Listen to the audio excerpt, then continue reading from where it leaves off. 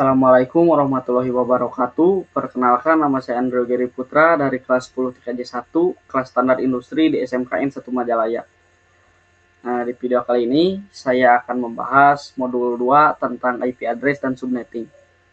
Kita langsung mulai. Yang pertama ada IP address.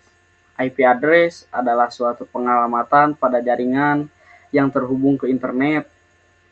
IP address berfungsi sebagai identitas dan alamat digital yang memungkinkan perangkat saling berkomunikasi, mengenali, dan saling bertukar data.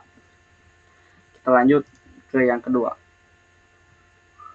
Yang kedua ada subnetting. Apa itu subnetting? Subnetting adalah upaya atau proses memecah sebuah network dengan jumlah host yang cukup banyak menjadi beberapa network dengan jumlah host yang lebih sedikit. Teknik subnetting membuat jaringan skala cukup luas dan tidak dibatasi oleh kelas IP. Kita lanjut, ada komponen subnetting. Komponen subnetting yang pertama ada subnet mask. Subnet mask adalah identitas atau batas wilayah dari sebuah jaringan IP. Yang kedua ada network atau blok subnet. Alamat pertama dalam subnet berfungsi menandai jaringan. Nah, selanjutnya ada host, alamat IP yang dipakai perangkat. Yang perangkat contohnya PC, server, dan lain-lain di dalam jaringan. Terakhir ada broadcast. Broadcast adalah alamat terakhir dalam subnet, digunakan untuk mengirim pesan ke semua host dalam jaringan. Selanjutnya ada dua metode pengalamatan IP. Ada classful addressing dan juga ada classless addressing. Yang pertama ada classful addressing. Classful addressing adalah sistem pembagian IP yang menggunakan kelas tetap untuk menentukan network ID dan host ID tanpa memperhatikan subnet mask tambahan. Selanjutnya ada classless addressing.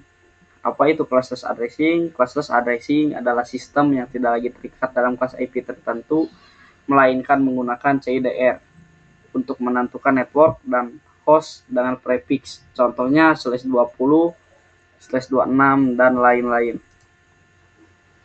Selanjutnya ada metode CIDR dan PLSM. Apa itu CIDR? CIDR adalah classless interdomain routing. Adalah metode untuk mengelompokkan dan mengklasifikasikan alamat-alamat IP tanpa mengikuti sistem kelas tradisional seperti kelas A, B, ataupun kelas C. Selanjutnya ada PLSM. Apa itu PLSM? PLSM adalah variable length subnet mask. Adalah pengembangan lebih lanjut dari pengembangan subnet tradisional. Di dalam PLSM, subnetting dilakukan berdasarkan jumlah host yang dibutuhkan untuk setiap subnet, sehingga memungkinkan penggunaan subnet yang lebih efisien daripada subnetting klasik. Selanjutnya ada rumus dari PLSM dan juga rumus dari CIDR. Ini rumus PLSM. Selanjutnya ada rumus CIDR. Setelah ini kita lanjut ke contoh pengerjaan soal. Contoh soal yang pertama menggunakan metode CIDR, yang kedua menggunakan PLSM. Kita lanjut ke contoh soal yang menggunakan metode CIDR. Langkah awal kita lihat pada prefix. Berapa jumlah prefixnya? Jumlah prefixnya 25. 25 itu sudah termasuk awalan dari rumus. 128 ini berarti prefix yang ke-25. Kenapa bisa 25?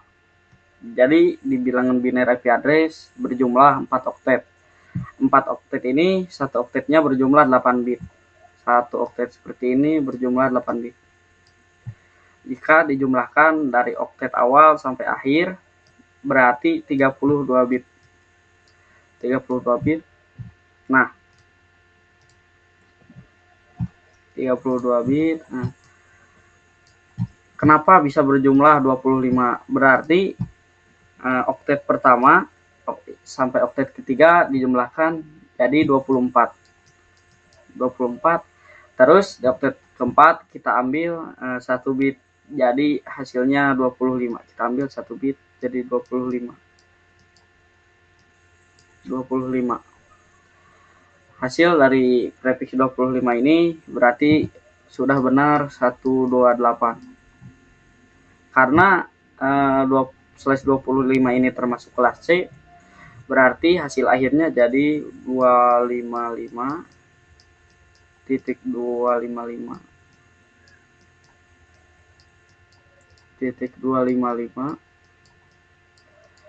titik 128 total IP-nya. Berarti hasil akhirnya seperti ini. Kalau jadi /26 berarti 128/25 64/26, tinggal ditambahkan 128 tambah 64, 8 tambah 4 12, 2 1 7 8 9, jadi 192. Kenapa bisa 26? Tinggal kita tambahkan dari offset 1 sampai 3 hasilnya 24, berarti tinggal tambah 2 jadi 26. Hasil akhirnya jadi 255. Hasil akhirnya jadi 255.255.192. Contoh soal ini sudah selesai, kita lanjut ke contoh soal menggunakan metode PLSM. Sekarang kita lanjut ke contoh soal pengerjaan menggunakan metode PLSM. Yang pertama, kita langsung cari total IP. Total IP, kita lihat soal prefixnya berapa. Berarti prefixnya 27, kita langsung ke tabel ajaib, 25, 26, 27. Sisanya kita pakai 0. 0, 0, 0, 0, 0. Setelah itu kita tambahkan yang tadi kita tandai dan angka 1. Kita tambahkan 128 tambah 64 tambah 32. Langsung kita tambahkan 14, 41, 12, 2. Berarti hasilnya 224. Setelah hasilnya ditemukan 224, langsung kita lanjut mengisi network. Kita mencari network dan juga blok subnet. Pertama kita mencari network. 256 dikurang total IP, berarti 256 dikurang 224 yang tadi itu total IP, langsung dikurang. 6 kurang 4 2, 5 kurang 2 3, kurang 2 0, berarti hasilnya 32. Setelah itu kita mencari blok. Mencari bloknya memakai cara ini, 2 pangkat n. 2 n itu bilangan biner yang ada di atas tadi tabel ajaib. N itu berarti yang angka satunya ada berapa? Angka satunya ada 3. Berarti 2 pangkat 3 sama dengan 8. Setelah sudah ada total IP dan juga bloknya, maksudnya network dan juga bloknya, langsung kita lanjut ke pencarian host. Pencarian host berarti 2 pangkat H. H itu bilangan biner yang 0. Kita hitung nolnya ada berapa? 1, 2, 3, 4, 5. Berarti 2 pangkat 5. 2 pangkat 5. 2 pangkat 5 hasilnya 32. 32 langsung dikurang 2. Berarti hasilnya 30. Setelah menemukan hasilnya, kita lanjut ke pencarian broadcast. Pencarian broadcast adalah host ditambah 1. Hostnya tadi 30. 30 ditambah 1 sama dengan 31. Setelah itu kita lanjut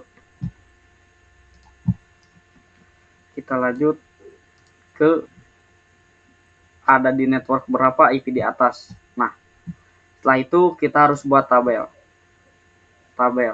Langsung kita, tadi saya sudah membuat tabel, kita lihat.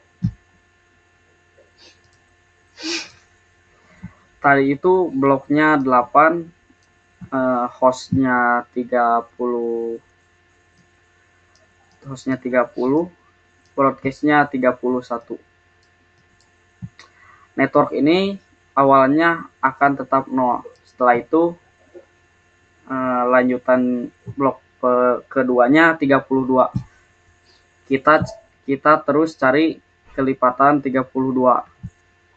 32 tambah 32 64. 64 tambah 32 96. 96 tambah 32 128. Seterusnya sampai ke blok terakhir. Setelah mencari network, kita langsung pertama mencari broadcast. Broadcast bisa dicari dengan mengurangi network dikurangi angka 1. 32 dikurang 1 berarti broadcast blok pertama jadi 31. Network yang ketiga dikurang 1 jadi broadcast yang blok kedua. Begitu seterusnya. Kalau untuk host berarti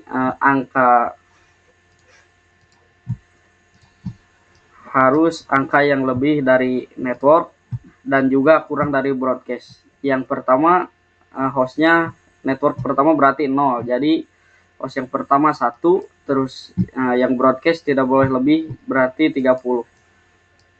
Begitu sampai akhir seterusnya.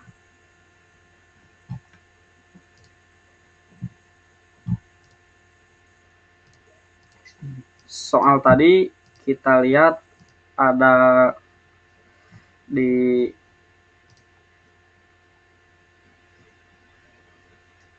network keberapa, kita lihat ada di 90.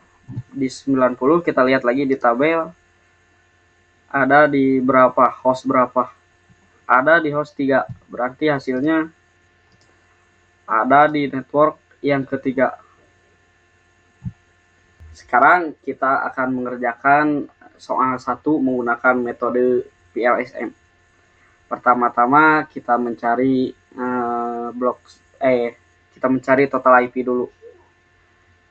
Mencari total IP, kita lihat prefix yang ada pada soal. Prefixnya 25. Langsung ke tabel, kita tandai 128 menggunakan bilangan biner 1. Sisanya kita pakai 0 lagi. 0 0 0 0 0 0. Setelah selesai, langsung kita tulis, berarti hasil dari total IP-nya 128. Langsung kita mencari network dan blok subnet. Kita mencari network menggunakan cara 256 dikurangi 128.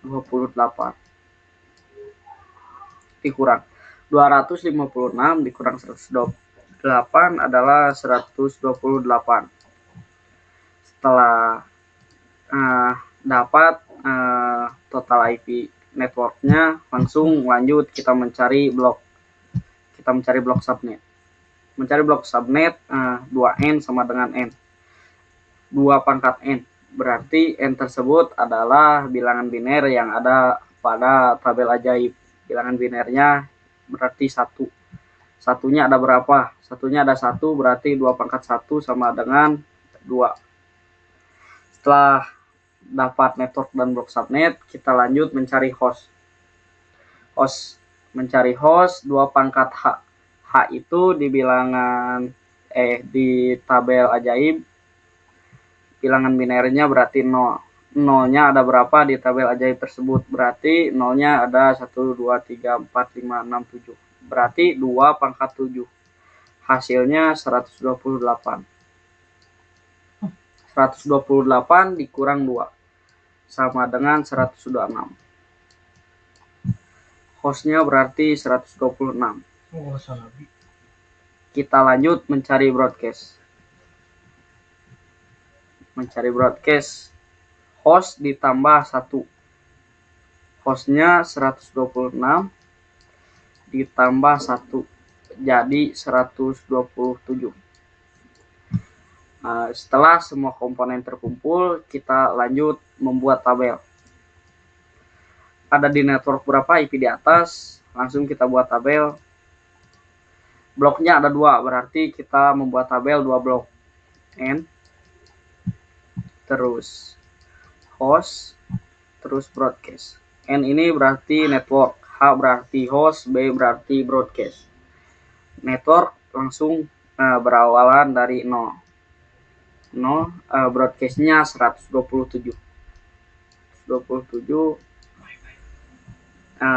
Hostnya berarti angka yang lebih daripada network dan juga kurang daripada broadcast, berarti 1 sampai 126.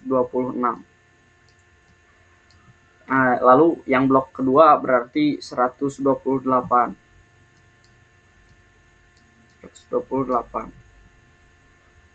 Broadcastnya berarti sampai maksimal 255. Hostnya berarti 129 sampai 254. Ada di network berapa IP di atas, berarti 110 ada di network yang pertama. Nah ini yang pertama. Setelah selesai, jangan lupa subnet mask tadi diisi. Karena subnet masknya kelas C berarti 255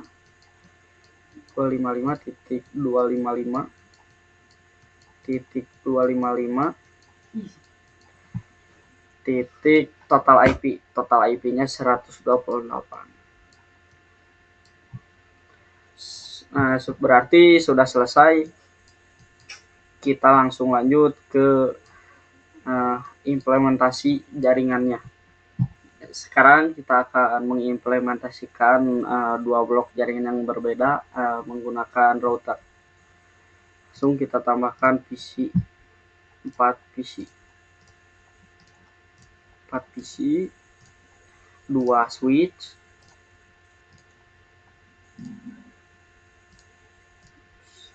dan juga 1 router. Setelah semua komponen terkumpul, langsung kita sambungkan menggunakan kabel.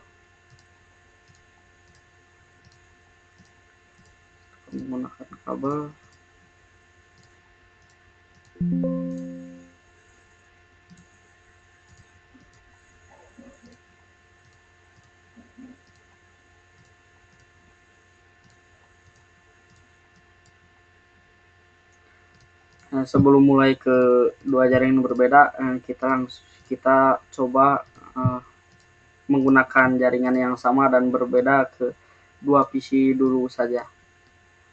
Kita matikan dulu settingannya biar tidak menghalangi.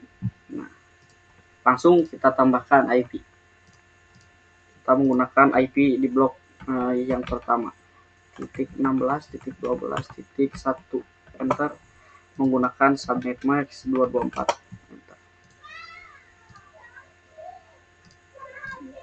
Kita pakai IP yang kedua. Kita pakai IP di blok yang sama, enter. Lalu kita pakai subnet max yang sama 224. Setelah itu langsung kita coba saling bertukar data. Nah, hasilnya successful. Setelah itu kita coba ganti IP address menggunakan blok yang kedua, 33, berarti enter. Langsung kita coba tukar data, apakah bisa. Nah, progresnya valid. Jika ingin saling bertukar data dengan blok network yang berbeda, harus memakai router. Langsung kita coba menggunakan router. Pertama kita pakaikan IP address pada setiap PC-nya. Yang pertama menggunakan blok network yang pertama.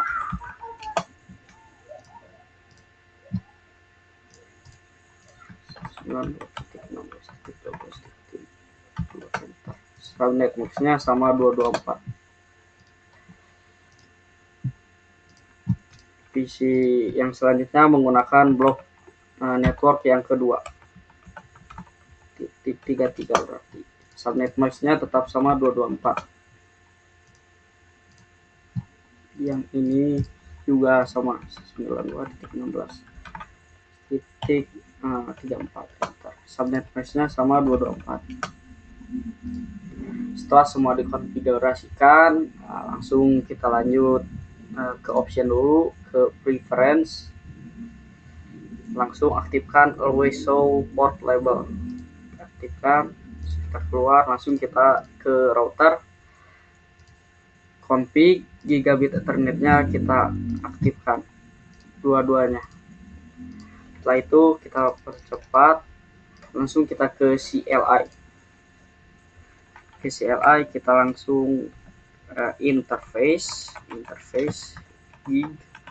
gig 0/0, enter. Setelah itu IP address-nya langsung masukkan, IP address 192.16.12.3 berarti. Subnetnya 255.255.255.224. Nah, enter. Enter, langsung interface lagi, interface kita pakai gig yang 0/1. Kita pakai 0/1, kita enter. Terus kita masukkan lagi IP address 192.16.12.35 berarti subnet max-nya 255.255.255.224. Enter. Setelah selesai dikonfigurasi, kita lupa menambahkan default gateway-nya. Kita tambahkan 192 yang tadi kita tambahkan ke CLI, kita tulis di sini IP address-nya 1612.3, enter. Kita lakukan keempat isinya. Yang ini juga sama.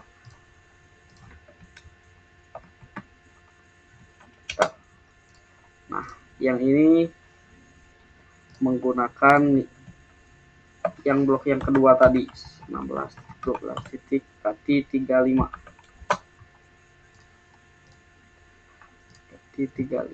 192.16.12.35, enter. Nah, setelah ini baru kita coba ping 192.16.12.33, enter.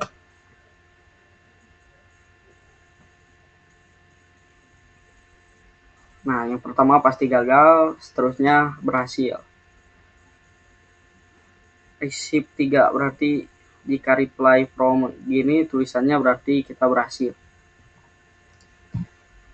Kita coba ke PC yang lainnya. Ping 192.16.12.34. Kita coba. Pertama memang selalu gagal, yang keduanya pasti, yang kedua dan seterusnya pasti berhasil. Nah, jika hasilnya reply from gini, kita sudah berhasil mengimplementasikan dua jaringan yang berbeda dengan router. Mungkin hanya sekian dari saya. Wassalamualaikum warahmatullahi wabarakatuh.